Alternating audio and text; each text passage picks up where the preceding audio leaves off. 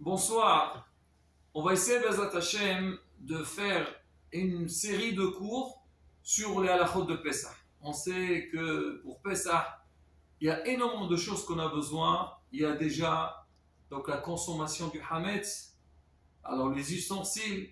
Alors comment faire? Est-ce qu'on peut les utiliser? On ne peut pas utiliser? Comment cachériser les ustensiles?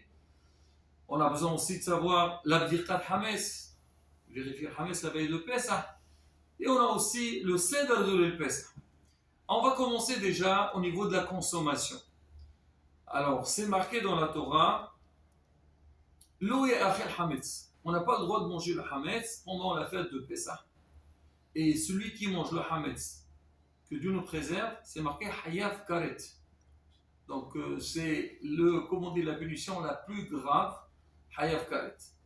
Et c'est pas seulement la consommation qui est interdite, même posséder du hametz chez soi, on n'a pas le droit. C'est marqué Bal yira'e ou Bal yimatze. On ne doit pas avoir du hametz chez soi à la maison et il ne faut pas que ça se trouve non plus. C'est-à-dire, toi, tu dis bon, d'accord, moi, je débarrasse tout, quand tu rentres chez moi, il n'y a pas de hametz, mais dans mon domaine, dans ma propriété, il y a du hametz, ça aussi, c'est interdit. C'est la raison pour laquelle, donc, on doit veiller depuis le début.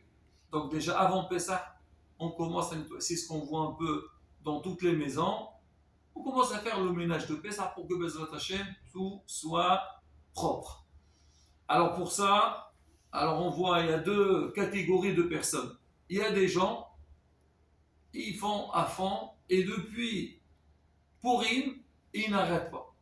Et à la maison, c'est pratiquement le balagan total. Pourquoi le balagan total, Ruben? Parce qu'on ne peut pas marcher pas nulle part, on lève les chaussures et tout ça. Bon, en fait, c'est quoi? C'est parce que on ne veut pas avoir du hametz à la maison, donc ça devient quelque part, fais attention, fais attention, fais attention.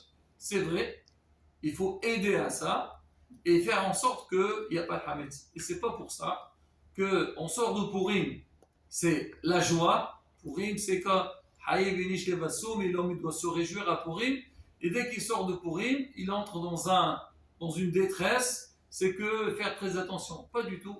C'est vrai, il faut veiller que la maison elle soit propre, qu'il n'y a pas de hametz à la maison, mais les choses se passent dans les normes. Alors la première des choses, si on veut que vraiment tout se passe bien, il faut aider à la maison. Il ne faut pas se dire oui, d'accord, parce qu'en règle générale, on voit les femmes, elles sont plus, on va dire, plongées dans ce ménage de Pessah. Il faut savoir que l'homme aussi, il a un devoir pour que Bezat Hashem, la maison, elle soit propre pendant la fête de Pessah et qu'on ne transgresse pas donc ce issour de posséder du hametz chez soi à la maison. Maintenant, qu'est-ce qu'on doit vérifier à la maison? C'est quoi les endroits qu'on a besoin de chercher pour savoir s'il y a du hametz ou pas?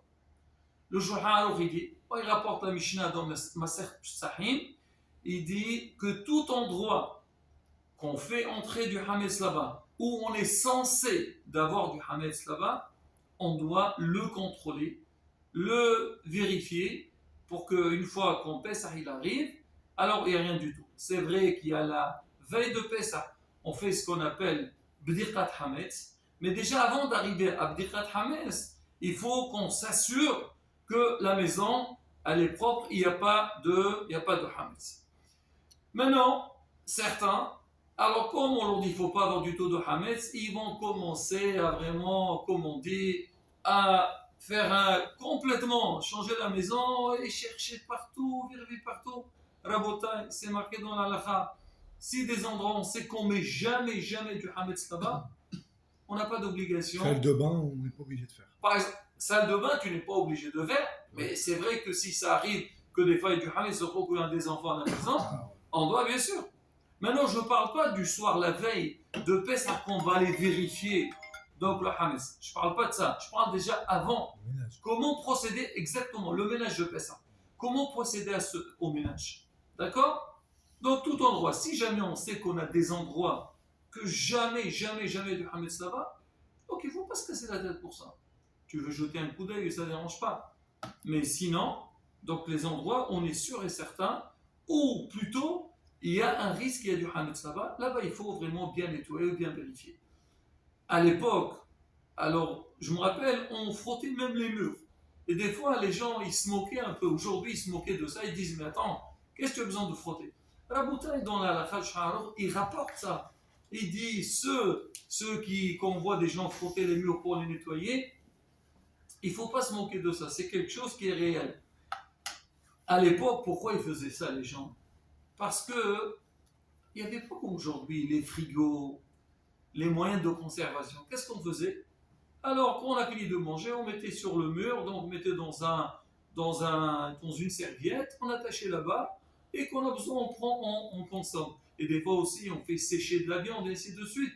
Ça veut dire que, et des fois même, à l'époque, ils n'ont pas des endroits pour cacher de la nourriture, ils mettaient, la Gemara le rapport, il y avait des trous dans les murs, ils mettaient là-bas. Donc c'est vrai, on a besoin. Aujourd'hui, en règle générale, non, ce n'est pas le cas. Maintenant, si on veut donner un coup de propre, pourquoi pas? D'accord? Mais sinon, c'est vraiment, il faut bien vérifier tous les endroits où on est censé donner du Hametz. C'est ce qu'on voit, c'est marqué dans la fin aussi, par exemple, vérifier dans les cartables des enfants. Vérifier aussi dans les poches. Parce que souvent, aujourd'hui, les gens, quand ils vont aller au travail, surtout, tu as donc ta mallette ou ton cartable, tu mets ton petit sandwich. Ou des fois, ça arrive, même on vient à la synagogue, il y a une serouda. On a fini la serouda, on prend un peu des brachot pour donner à la maison, on dit l'ilou nishma, et ainsi de suite. Donc là, il y a vraiment un risque qu'on peut trouver du hametz là-bas. Là aussi, la bouteille, c'est pareil. À partir du moment où c'est l'endroit qu'on est censé de mettre là-bas du hametz, là, on est obligation de le vérifier. La voiture aussi.